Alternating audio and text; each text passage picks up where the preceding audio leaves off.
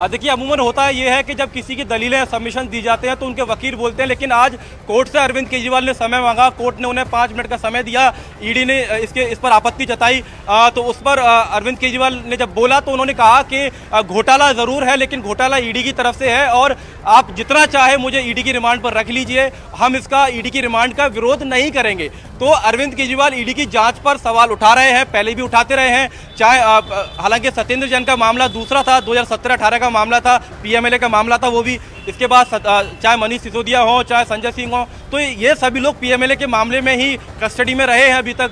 बाकी लोग की जुडिशियल कस्टडी है लेकिन अरविंद केजरीवाल की ईडी कस्टडी है। तो सभी लोग एक सुर में यही कहते रहे हैं कि राजनीतिक षड्यंत्र के जरिए उनको फंसाने की कोशिश है और यही बात अरविंद केजरीवाल ने कोर्ट के सामने भी कही है कि ईडी के 2 मकसद हैं, एक आम आदमी पार्टी को खत्म करना और दूसरा उन्हें फंसाना। तो ये बात कोर्ट के सामने खुद कहना एक तरीके से जिस बड़े खुलासे का जिक्र आम आदमी पार्टी लगातार कर रही थी कि कोर्ट के भीतर अरविंद केजरीवाल बड़ा खुलासा करेंगे, मुझे लगता है कि वो इसी को बड़े। ठीक है मैडम, आपके पास हम वापस लौटेंगे क्योंकि देखिए अब बस थोड़ा सा और इंतजार है। राउज एवेन्यू कोर्ट में मानव इस वक्त मौजूद है, अपडेट वो आगे भी आपको देंगे कि कोर्ट फैसला अपना क्या सुनाती है।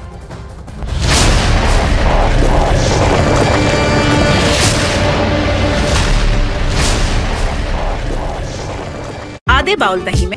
हाँ बिल्कुल, देखिए इस वक्त की सबसे बड़ी खबर हम अपने दर्शकों को दे रहे हैं कि दिल्ली हाई कोर्ट ने उस याचिका को खारिज कर दिया जिसमें यह कहा गया था कि मुख्यमंत्री पद पर अरविंद केजरीवाल नहीं रह सकते और बाकायदा हाईकोर्ट की तरफ से यह कहा गया है कि यह उनका अधिकार क्षेत्र नहीं है, मुख्यमंत्री रहना है नहीं रहना है इसके लिए बाकायदा राष्ट्रपति हैं, उपराज्यपाल हैं, वो इस पूरे मामले की देखरेख कर रहे हैं और ये न्यायपालिका के कार्यक्षेत्र का हिस्सा नहीं है। और इसी बात के साथ हाईकोर्ट ने उस याचिका को खारिज कर दिया है जिसमें याचिकाकर्ता की तरफ से यह कहा गया था कि दिल्ली के मुख्यमंत्री। मेरे सहयोगी विक्रांत मेरे साथ जुड़ चुके हैं। विक्रांत, पूरी तस्वीर साफ हो गई, अरविंद केजरीवाल इस्तीफा नहीं देंगे, हाईकोर्ट ने सीधे कर दिया मामला राजनैतिक है, हमारा मामला नहीं है, इसमें न्यायपालिका को कुछ नहीं करना है।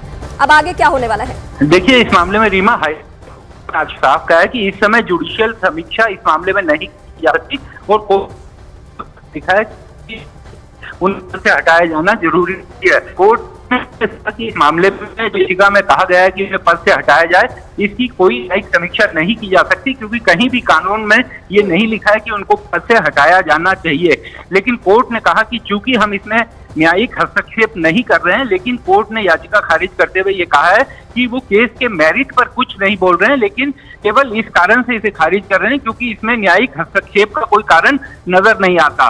तो कोर्ट ने यह भी कहा कि इस मामले में अगर कोई कदम उठाना है तो वो एलजी को उठाना है, राष्ट्रपति को उठाना है, केंद्र सरकार का ये मामला है, इसमें न्यायपालिका की कोई भूमिका नजर नहीं आती। तो कोर्ट ने एक तरह से ये कहा है कि पूरे मामले में अगर कोई कदम उठा सकता है तो वो एलजी या राष्ट्रपति उठा सकते हैं, इस मामले में अदालत के हस्तक्षेप का कोई कारण नजर नहीं आता है। विक्रांत, तो मतलब अब हम ये समझ सकते हैं कि राष्ट्रपति और उपराज्यपाल इन्हीं दोनों को तय करना है। उपराज्यपाल के पास जो संवैधानिक अधिकार है उसके एंगल से हम अपने दर्शकों को ब्रीफ भी करेंगे कि क्या क्या हो सकता है क्योंकि दिल्ली केंद्र शासित प्रदेश है। अब ये हाईकोर्ट का भी विक्रांत कमेंट ये है कि ये राजनीतिक मामला है, तो इस राजनीतिक मामले में हस्तक्षेप कैसे किया जा सकता है उपराज्यपाल की तरफ से भी?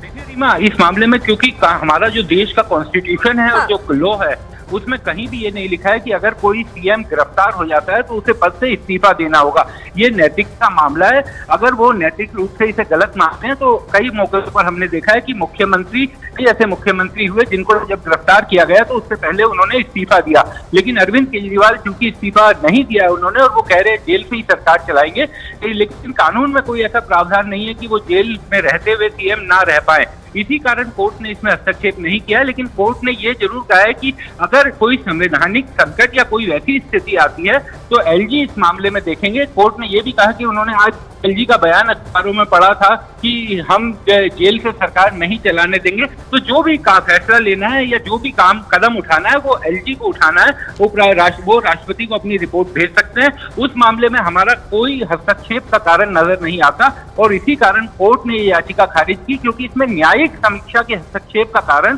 कोर्ट को समझ में नहीं आया। और बड़ा एंगल तो विक्रांत ये भी है कि संविधान में इस बात का जिक्र ही नहीं है कि अगर वो, आपने सही कहा कि जितने भी इस्तीफे हुए हैं, मंत्री पद पे रहते, मुख्यमंत्री पद पे रहते हुए भ्रष्टाचार के एंगल में या किसी भी एंगल में, सब नैतिकता के आधार पर ही इस्तीफा दिया गया है। लेकिन विक्रांत, क्या ये हम मान के चले कि दिल्ली में आने वाला जो कुछ घंटा है वो बहुत महत्वपूर्ण है क्योंकि अब गेंद एलजी के पाले में और वहां से कुछ भी हो सकता है क्योंकि संवैधानिक अधिकार तो उनको है एक राज्य को लेकर। जो केंद्र शासित प्रदेश है?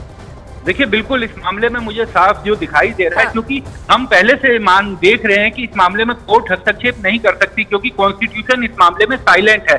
इसमें अगर कोई कदम उठाना है तो वो कार्यपालिका के थ्रू ही उठेगा, और वो राज्यपाल, क्योंकि दिल्ली केंद्र शासित प्रदेश है, राज्यपाल कस्टोडियन है, राज्यपाल अपनी रिपोर्ट राष्ट्रपति को भेज सकते हैं और उसके आधार पर राष्ट्रपति कार्रवाई कर सकते हैं। ये बिल्कुल कानून में प्रावधान है, लेकिन कोर्ट इस मामले में दखल दे और कोर्ट हस्तक्षेप कर किसी सीएम को हटाने का निर्देश दे, ऐसा कोर्ट नहीं कर सकता, क्योंकि कोर्ट का ये मानना है कि ऐसा कॉन्स्टिट्यूशन में या कानून में कहीं भी ऐसा नहीं लिखा है। मतलब आने वाले वक्त में तो अब कोई भी कोर्ट का रुख नहीं करेगा। जब हाई कोर्ट ने ये संकेत दे दिए तो जाहिर सी बात है कि सुप्रीम कोर्ट में भी ये मामला जानने के लिए कोई सूरत ही नहीं बनता है। तो मतलब अभी हम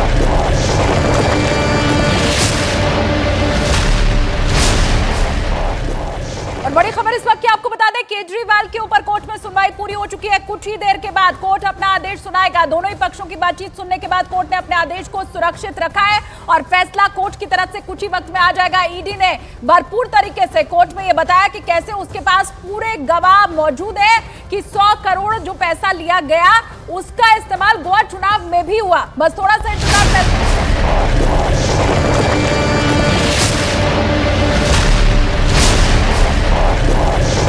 से प्यास बुझे कि इसका पूरा सियासी एंगल क्या होने जा रहा है और 2024 लोकसभा चुनाव के बीच में ये सब कुछ उठापटक हो रहा है। विक्रांत, देखिए बिल्कुल मुझे नहीं लगता कि इस मामले में अदालत, कोई भी अदालत हस्तक्षेप करेगी, क्योंकि अगर कोई संवैधानिक संकट आता है तो उसमें एक्शन लेने का काम एलजी का और राष्ट्रपति का है। इस मामले में कोई न्यायिक हस्तक्षेप का कोई कारण नहीं है, ना कॉन्स्टिट्यूशन में ऐसी कोई बात कही गई है, ना कानून में ऐसी कोई बात की गई है। कोर्ट ने अपने आदेश में भी ये साफ कर कि अगर कोई भी कानून के इस मामले में बनता है कोई कदम उठाना तो वो एलजी और राष्ट्रपति का है। इसमें न्यायिक समीक्षा का कोई कारण नहीं है और कोई ऐसा कारण नहीं दिखाई देता कि कोर्ट इस तरीके का कोई डायरेक्शन जारी करे। लेकिन दिल्ली को लेकर जरा हम आपसे ये भी समझना चाहेंगे विक्रांत कि आम आदमी पार्टी का रुख तो पहले से इसी तरीके से रहा है कि इसको भ्रष्टाचार का एंगल माना ही नहीं जा रहा है। इसको कहा जा रहा है कि ये राजनीतिक विद्वेष है, इसीलिए गिरफ्तारी हुई है। आम पब्लिक के लिहाज से आप क्या कहेंगे? देखिए इस मामले में चूंकि आम पब्लिक अगर किसी राजनीतिक दल के कार्यकर्ता है तो वो बीजेपी के कार्यकर्ता इसे गलत बताएंगे, आम आदमी पार्टी के कार्यकर्ता इसे सही बताएंगे। लेकिन बात होती है संविधान की, बात होती है कॉन्स्टिट्यूशन की। कि जो तथ्य सामने है वो कोर्ट के आदेश से भी साफ है कि इस मामले में न्यायिक आदेश के जरिए किसी सीएम को हटाने का आदेश नहीं दिया जा सकता। लेकिन एलजी के पास और राष्ट्रपति के पास निश्चित तौर पर देश के संविधान में वो ताकत है। अगर वो एलजी या राष्ट्रपति ये देखते हैं कि दिल्ली की सरकार पर संवैधानिक संकट है और वो संवैधानिक परंपरा के मुताबिक नहीं चल रही, तो एलजी अपनी रिपोर्ट राष्ट्रपति को भेज सकते हैं और राष्ट्रपति उसके मुताबिक कार्रवाई कर सकते हैं। एक इसका संकेत कल देखने को मिला जब एक कार्यक्रम के दौरान एलजी से पूछा गया था कि कहा जा रहा है कि जेल से ही सरकार चलेगी, तो उन्होंने कहा जेल से सरकार नहीं चलेगी। हाँ बिल्कुल, देखिए इस वक्त की सबसे बड़ी खबर हम अपने दर्शकों को दे रहे हैं कि दिल्ली हाईकोर्ट ने उस याचिका को खारिज कर दिया है जिसमें यह कहा गया था कि मुख्यमंत्री पद पर अरविंद केजरीवाल नहीं रह सकते और बाकायदा हाईकोर्ट की तरफ से यह कहा गया है कि यह उनका अधिकार क्षेत्र नहीं है, मुख्यमंत्री रहना है नहीं रहना है इसके लिए बाकायदा राष्ट्रपति हैं, उपराज्यपाल हैं, वो इस पूरे मामले की देखरेख कर रहे हैं और ये न्यायपालिका के कार्य क्षेत्र का हिस्सा नहीं है। और इसी बात के साथ हाईकोर्ट ने उस याचिका को खारिज कर दिया है जिसमें याचिकाकर्ता की तरफ से यह कहा गया था कि दिल्ली के मुख्यमंत्री। मेरे सहयोगी विक्रांत मेरे साथ जुड़ चुके हैं। विक्रांत, पूरी तस्वीर साफ हो गई, अरविंद केजरीवाल इस्तीफा नहीं देंगे, हाईकोर्ट ने सीधे कर दिया मामला राजनीतिक है, हमारा मामला नहीं है, इसमें न्यायपालिका को कुछ नहीं करना है। अब आगे क्या होने वाला है? देखिए इस मामले में रीमा हाईकोर्ट आज साफ कहा है कि इस समय जुडिशियल समीक्षा इस मामले में नहीं की जा सकती और दिखा है कि उनसे हटाया जाना जरूरी है। कोर्ट इस मामले में याचिका में कहा गया है कि पद से हटाया जाए, इसकी कोई न्यायिक समीक्षा नहीं की जा सकती क्योंकि कहीं भी कानून में ये नहीं लिखा है कि उनको पद से हटाया जाना चाहिए। लेकिन कोर्ट ने कहा कि चूंकि हम इसमें न्यायिक हस्तक्षेप नहीं कर रहे हैं, लेकिन कोर्ट ने याचिका खारिज करते हुए ये कहा है कि वो केस के मेरिट पर कुछ नहीं बोल रहे हैं, लेकिन केवल इस कारण से इसे खारिज कर रहे हैं क्योंकि इसमें न्यायिक हस्तक्षेप का कोई कारण नजर नहीं आता। तो कोर्ट ने यह भी कहा कि इस मामले में अगर कोई कदम उठाना है तो वो एलजी को उठाना है, राष्ट्रपति को उठाना है। केंद्र सरकार का ये मामला है, इसमें न्यायपालिका की कोई भूमिका नजर नहीं आती। तो कोर्ट ने एक तरह से ये कहा है कि पूरे मामले में अगर कोई कदम उठा सकता है तो वो एलजी या राष्ट्रपति उठा सकते हैं। इस मामले में अदालत के हस्तक्षेप का कोई कारण नजर नहीं आता है।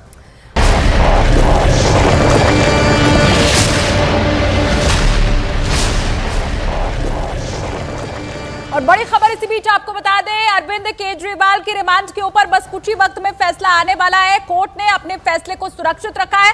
अरविंद केजरीवाल अपनी दलीलें आज खुद पेश करते हुए दिखाई दिए। अब क्या 7 दिन की रिमांड ईडी को और मिलती है अरविंद केजरीवाल की, या फिर थोड़ा कम रिमांड मिलती है? फैसला जो भी होगा कुछ ही वक्त में आ रहा है।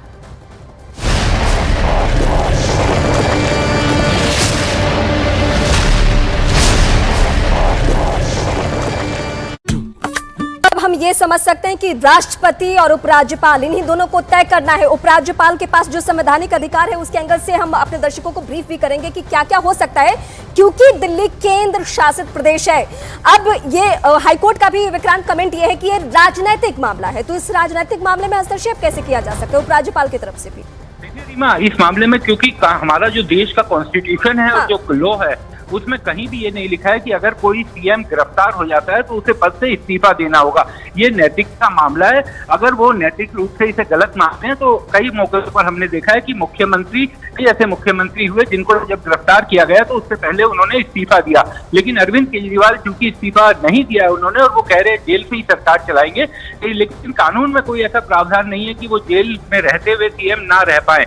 इसी कारण कोर्ट ने इसमें हस्तक्षेप नहीं किया। लेकिन कोर्ट ने ये जरूर कहा है कि अगर कोई संवैधानिक संकट या कोई वैसी स्थिति आती है तो एलजी इस मामले में देखेंगे। कोर्ट ने ये भी कहा कि उन्होंने आज एलजी का बयान अखबारों में पढ़ा था कि हम जेल से सरकार नहीं चलाने देंगे। तो जो भी फैसला लेना है या जो भी कदम उठाना है वो एलजी को उठाना है। वो राष्ट्रपति को अपनी रिपोर्ट भेज सकते हैं। उस मामले में हमारा कोई हस्तक्षेप का कारण नजर नहीं आता और इसी कारण कोर्ट ने ये याचिका खारिज की, क्योंकि इसमें न्यायिक समीक्षा के हस्तक्षेप का कारण कोर्ट को समझ में नहीं आया। और बड़ा एंगल तो विक्रांत ये भी है कि संविधान में इस बात का जिक्र ही नहीं है कि अगर वो, आपने सही कहा कि जितने भी इस्तीफे हुए हैं, मंत्री पद पे रहते, मुख्यमंत्री पद पे रहते हुए, भ्रष्टाचार के एंगल में या किसी भी एंगल में, सब नैतिकता के आधार पर ही इस्तीफा दिया गया है। लेकिन विक्रांत, क्या ये हम मान के चले कि दिल्ली में आने वाला जो कुछ घंटा है वो बहुत महत्वपूर्ण है, क्योंकि अब गेंद एलजी के पाले में और वहां से कुछ भी हो सकता है, क्योंकि संवैधानिक अधिकार तो उनको है एक राज्य को लेकर जो केंद्र शासित प्रदेश है। देखिए, बिल्कुल इस मामले में मुझे साफ जो दिखाई दे रहा है, क्योंकि हम पहले से देख रहे हैं कि इस मामले में कोर्ट हस्तक्षेप नहीं कर सकती, क्योंकि कॉन्स्टिट्यूशन इस मामले में साइलेंट है। इसमें अगर कोई कदम उठाना है तो वो कार्यपालिका के थ्रू ही उठेगा, और वो राज्यपाल, क्योंकि दिल्ली केंद्र शासित प्रदेश है, राज्यपाल कस्टोडियन है, राज्यपाल अपनी रिपोर्ट राष्ट्रपति को भेज सकते हैं और उसके आधार पर राष्ट्रपति कार्रवाई कर सकते हैं। ये बिल्कुल कानून में प्रावधान है। लेकिन कोर्ट इस मामले में दखल दे और कोर्ट हस्तक्षेप कर किसी सीएम को हटाने का निर्देश दे, ऐसा कोर्ट नहीं कर सकता, क्योंकि कोर्ट का ये मानना है कि ऐसा कॉन्स्टिट्यूशन में या कानून में कहीं भी ऐसा नहीं लिखा है। मतलब आने वाले वक्त में तो अब कोई भी कोर्ट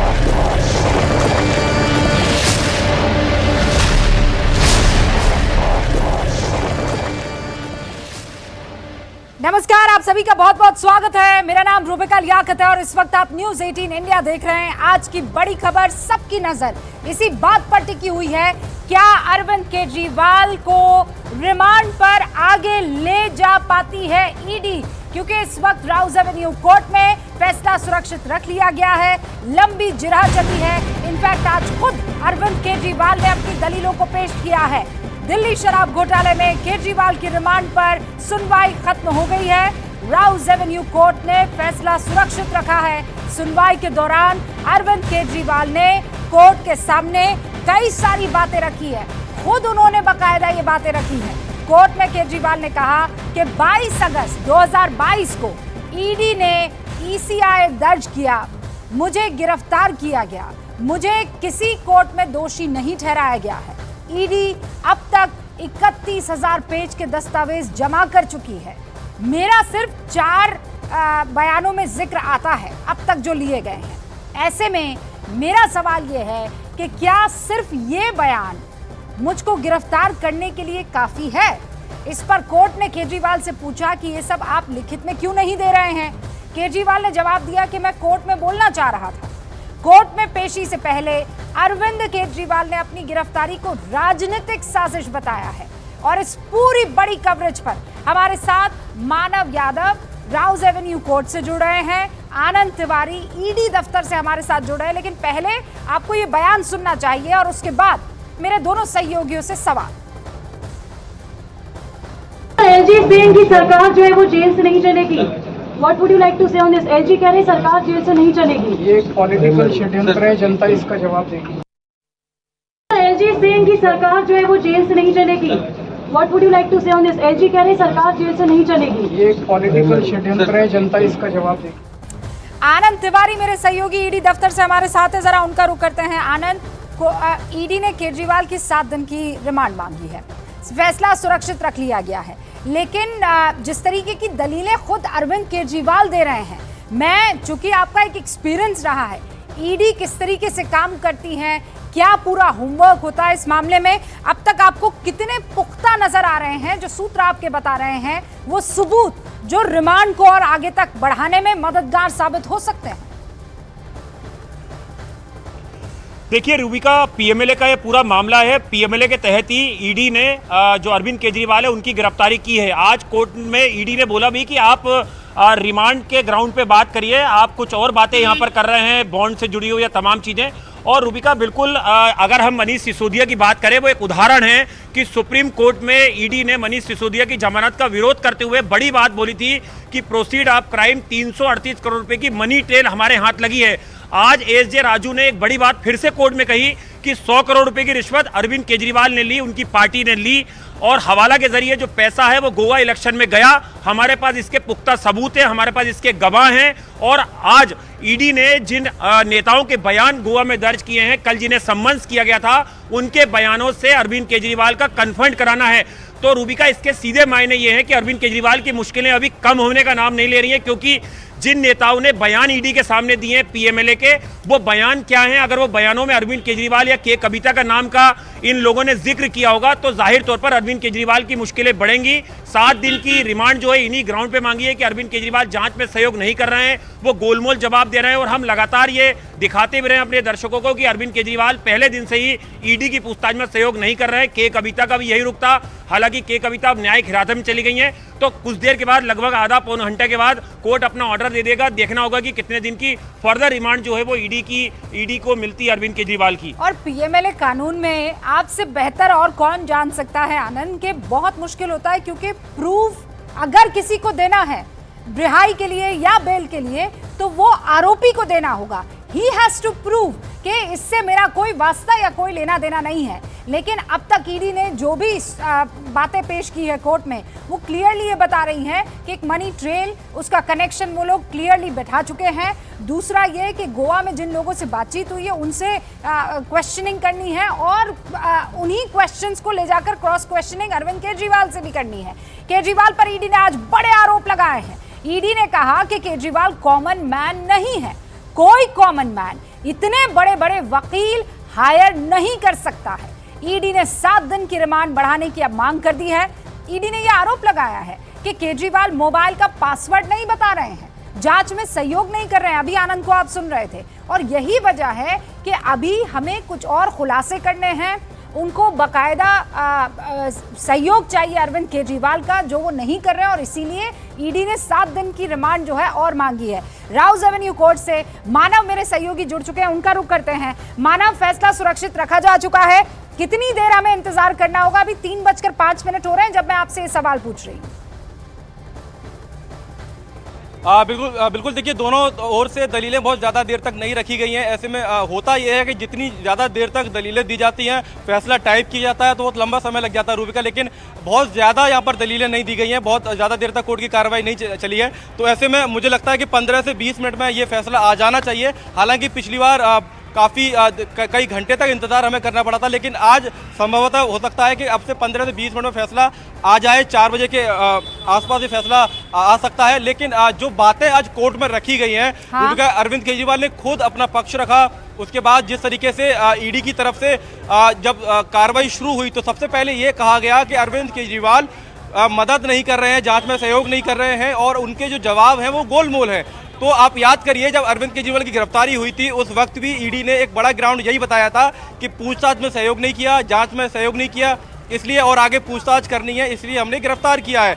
तो ये एक तरीके से कोर्ट में जो आज रिमांड का ग्राउंड तय किया ईडी की तरफ से, उसमें एक नया एंगल एक ये भी है कि जो 45 करोड़ का दावा किया जाता है, जो 45 करोड़ की बात कोर्ट में ईडी करती है कि हवाला के जरिए 100 करोड़ रुपए आए, 45 करोड़ कैश में आम आदमी पार्टी के वॉलंटियर्स को दिए गए, माफ कीजिएगा गोवा चुनाव लड़े गए। तो जिन लोगों ने बयान अपना रिकॉर्ड कराया ईडी के पास, तो उन बयानों के आधार पर आज ईडी ने कोर्ट में कहा है कि 4 नए लोगों के हमने बयान रिकॉर्ड किए हैं और उन लोगों के बयान के आधार पर हमें इनको मतलब कि अरविंद केजरीवाल को उन 4 आम आदमी पार्टी के नेताओं से कॉन्फ्रंट कराना है, आमने सामने बैठाना है और पूछताछ को आगे लेके जाना है। तो यानी पूछताछ की दिशा में अब ईडी ने 7 दिन की रिमांड मांगी है और अब लगता है कि अब से आधे घंटे के बाद रिमांड पर कोर्ट का जो आदेश है वो यहाँ से हमको आता हुआ दिखाई देगा। रूबिका, अरे आप तो राउज एवेन्यू कोर्ट में मौजूद है मानव, वहाँ से वो रमेश गुप्ता जो कि दिल्ली सीएम